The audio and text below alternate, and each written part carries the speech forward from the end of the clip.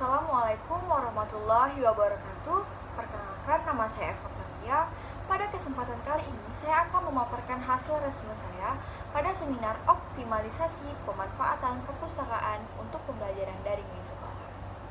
Nah, langsung saja pada materi pertama yang disampaikan oleh Pak Muhammad Ihsanuddin, yaitu mengangkat tema berjudul tentang optimalisasi program bimbingan literasi informasi di perpustakaan sekolah.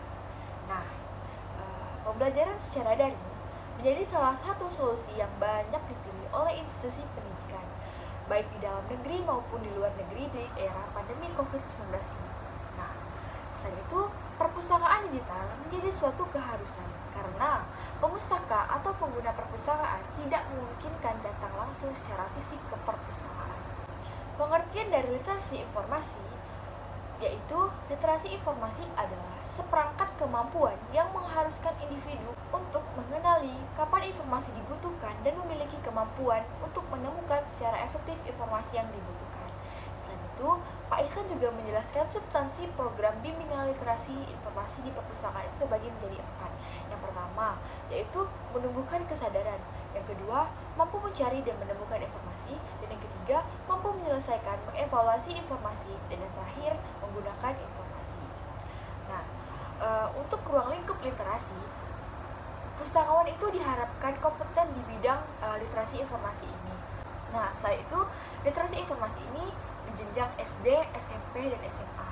Nah, untuk SD itu menunjukkan dan memberi banyak contoh mana informasi yang benar dan mana informasi yang salah. Sedangkan untuk di jenjang SMP yaitu mengidentifikasikan informasi yang menyesatkan atau fake news dan memahami informasi yang sebenarnya the real news. Nah, untuk SMA, di jenjang SMA ini mendiskusikan dan menerapkan literasi informasi dalam memahami sejarah, kehidupan sosial, budaya, politik, ekonomi, jurnalistik atau media, akademik, dan lain-lain. Nah, dan terdapat model literasi informasi yaitu Big Six atau the Big Six skills. Nah, yang pertama itu ada text definition, yang kedua ada info seeking strategis, dan yang ketiga ada location dan access, dan yang keempat itu ada use of information, yang kelima ada synthesis, dan yang keenam ada evaluation. Nah, selain itu Pak Ihsan juga menjelaskan top 10 search engine the world. Nah, di antaranya itu ada Google, Bing, Baidu, Ask, yaitu selain itu ada Yahoo, DuckDuckGo, Al.co, Yandex, Ecosia, dan Archive.org.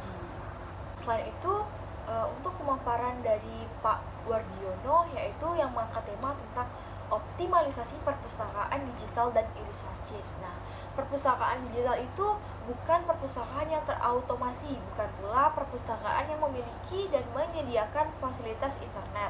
Nah, di perpustakaan digital terdapat isu dan tantangan. Nah, di antaranya tuh arsitektur teknis, pengembangan koleksi, digitasi, metadata, penamaan, identifikasi atau persintesi, terus ada haki, pelestarian digital. Nah, selain itu untuk sumber digital itu sendiri terdiri dari Kemdikbud, ada Perpustakaan Nasional, Kemenak, Kementan, dan BRIN. Dan untuk pemaparan dari Pak Agus Rifai yaitu mengangkat tema tentang library based learning, konsep dan implementasi di sekolah. Nah, di mana Pak Agus Rifai itu mengatakan kita itu harus mengetahui apa itu konsep belajar dan apa itu library. Nah, belajar itu terjadi apabila terdapat perubahan tingkah laku, pengetahuan, keterampilan, sikap dan nilai positif. Nah, untuk sedangkan library itu perpustakaan itu adalah lingkungan belajar yang menyediakan ruang seperti fisik atau digitalnya. Mengapa perpustakaan harus menjadi basis pembelajaran? Nah, karena perpustakaan itu diperlukan adanya cara-cara belajar seseorang dan strategi pembelajaran. Selain itu, juga perpustakaan diperlukan karena adanya perubahan metode agar pembelajaran dapat lebih efektif.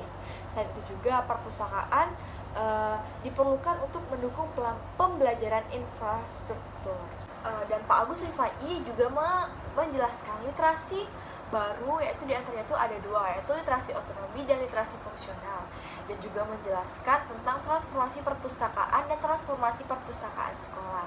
Perpustakaan itu didesain menjadi lingkungan dan ruang belajar bersama yang melibatkan semua masyarakat sekolah.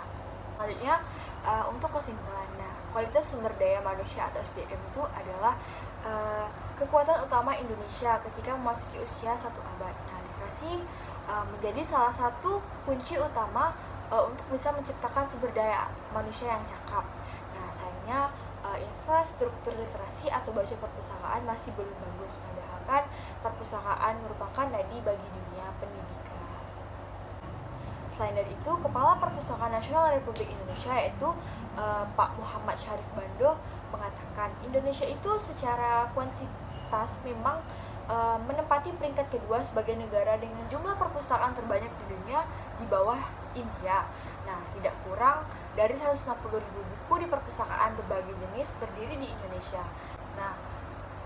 Satu hal lagi ditekankan oleh Kepala Perpustakaan Nasional yaitu bahwa transfer knowledge itu hanya bisa dilakukan dengan membaca, dan aktivitas membaca adalah bentuk struktur berpikir yang paling logis atau masuk akal. Cukup sekian pemaparan resume saya pada kali ini. Kurang dan lebihnya saya mohon maaf. Wabillahi taufiq wal hidayah. Wassalamualaikum warahmatullahi wabarakatuh.